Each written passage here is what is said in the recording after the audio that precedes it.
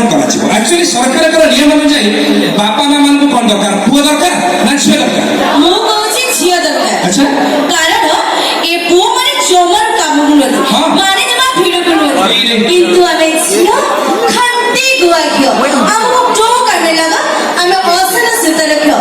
ଏ ଦୁନିଆରେ କୋଉ ବାପା ମା ଅଛି ନିଜ ଛାତିରେ ଭାତ ରଖି କହିବ ସେ ପୁଅ ଜନ୍ମ କରି ଖୁସିରେ ଅଛନ୍ତି, ଶାନ୍ତିରେ ଅଛନ୍ତି, କିନ୍ତୁ ଆମେ ଝିଅ ବାହା ହେଲା ପରେ ପରଘରି ହେଲା ପରେ ବି ଏମିତିକି ସ୍ୱାମୀଙ୍କ ସହ ଝଗଡ଼ା କରି ସେ ବାପା ମାକୁ ଅନଉଛି। ଆରେ ଭାଇ ଲଗା ତାଳି।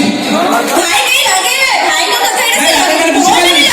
ମ୍ୟାଡାମ କହିଲେ ପରା ଝିଅମାନେ ବାହା ହେଲା ପରେ ବି ପର ଘରି ହେଲା ପରେ ବି ଏମିତିକି ନିଜ ସ୍ୱାମୀଙ୍କ ସହ ଝଗଡ଼ା କରି ବି ବାପା ମାଙ୍କ ପାଖରେ ଠିଆ ହେଉଛନ୍ତି।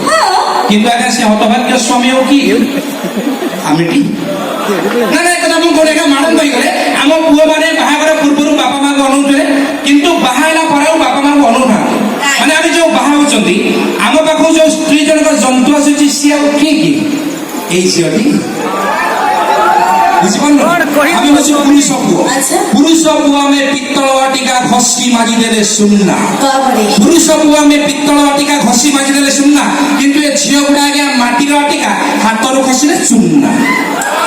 ଆରେ ପୁଅ ଜନ୍ମ କରି ପାଳି ପୋଷି ତାକୁ ବାହୁଳି ଦେଲେ ବଳ। ଆଚ୍ଛା। ସେଇ ଭାଇକି ଦେଇଛନ୍ତି। ସେ ଭାଇ ବହୁତ, ତମେ ଭାଇ ବହୁତ ମାନେ ଓକେ ପୁରା। ଭାରି smart। ପୁଅ ଜନ୍ମ କରି ପାଳି ପୋଷି ତାକୁ ବାହୁଳି ଦେଲେ ବଳ, ହେଲେ ବୁଢୀ ବୁଢା ହେଲେ ଚୁଟି ମୁଠା କରି ପିଠିରେ ଥୁଅନ୍ତି ତାଳ। ଆଜ୍ଞା ଝିଅ ଗୁଡା ସବୁ ଷଷ୍ଠ ଡେଇଁଲେ ନଷ୍ଟ ପଥରେ ଯାଆନ୍ତି। ଜମାରୁ ଝିଅ ଗୁଡା ସବୁ ଷଷ୍ଠ ଡେଇଁଲେ ନଷ୍ଟ ପଥରେ ଯାଆନ୍ତି, ନିଜ ଖୁସି ପାଇଁ ପରିବାର ଭୁଲି କୁଳର ଇଜ୍ଜତ ଖାଆନ୍ତି।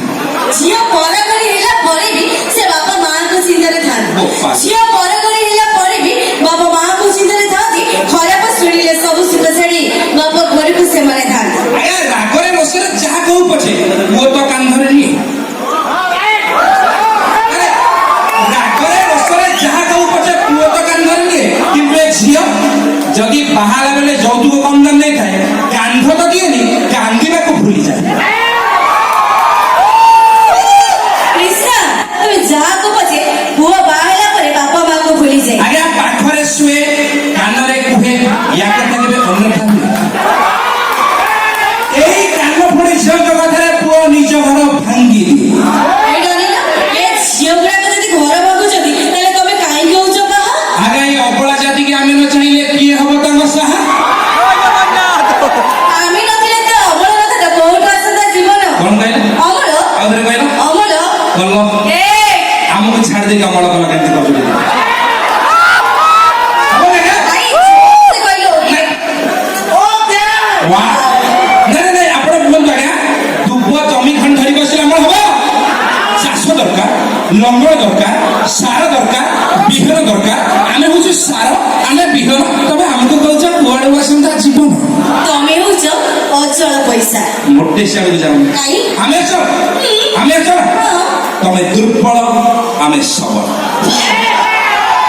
ତମେ ଦୁର୍ବଳ, ଆମେ ସବଳ। ଆମ ପାଦ ଛୁଇଁଲେ ତମର ମଙ୍ଗଳ। ତମେ ଚାଷ ଜମି, ଆମେ ଲଙ୍ଗଳ। ଆମେ ଧାରୁଆ ପଣିକି, ତମେ ଦେଶୀ ପୋଟଳ। ତମେ ମାଟି ହେଲେ ଆମେ ସବଳ, ତମେ ଆମକୁ କହୁଛ ଅଚଳ। ଆରେ ଆମ ପାଇଁ ତମେ ଚଳ ପ୍ରଚଳ, ଆମ ପାଇଁ ତମର ସବୁ କୁଶଳ। ଆକ୍ଚୁଆଲି ଆଜ୍ଞା ମ୍ୟାଡାମ ବୁଝିପାରୁନାହାନ୍ତି, ଇଏ ଢିଙ୍କିଟା ଗୋଟେ ଛୋଟିଆ କାଠ ରହିଛି। ନାଇଁ ନାଇଁ ନାଇଁ, ଆପଣମାନେ କୁହନ୍ତୁ ଆଜ୍ଞା ଦୁନିଆ ସାରା ହୁରି ପଡିଛି ଏ ଦୁର୍ବଳ ଆମେ ସବଳ, ଇଏ ଆମକୁ କହୁଛନ୍ତି ଅଚଳ। କଣ କରିବା ଆଜ୍ଞା? ଦେଖନ୍ତୁ ଆପଣମାନେ ସମସ୍ତେ ଶିକ୍ଷିତ, ତେଣୁ ଡାଇରେକ୍ଟଲି ଗୋଟେ କଥା କହୁଛି ବୁଝିଯିବେ। ଆଜିକାଲି ବୋହୂ ଦେଖୁଅଛି ସିରିଏଲ ବସି, ଆଉ ରୋଷେଇ କରୁଛି ଶାଶୁ। ସତ ନା? ସତ ନବୀ ପ୍ରମାଣ କରିଦେବା, ଭୋଟ ଭରି ପ୍ରମାଣ କରିଦେବା। ଆଜ୍ଞା ଯଦି କଥାଟା ସତ, ଗୋଟେ ଜୋରଦାର ତାଳି ଦେଇ ପ୍ରମାଣ କରିଦିଅନ୍ତୁ। ମୁଁ ଜମା ଚିଟ୍ କରିବିନି, ପାର୍ସାଲିଟି କରିବିନି। ଯଦି କଥାଟା ମିଛ ତାହେଲେ ତାଳି ବାଜିବ। ଭୋରରେ ତାଳି ବାଜିବ ମିଛ ବୋଲି। ଦେଖ ସେ ଭଉଣୀ ଆରେ ଗୋଡତଳେ ପଡିଲେ କି ମାନ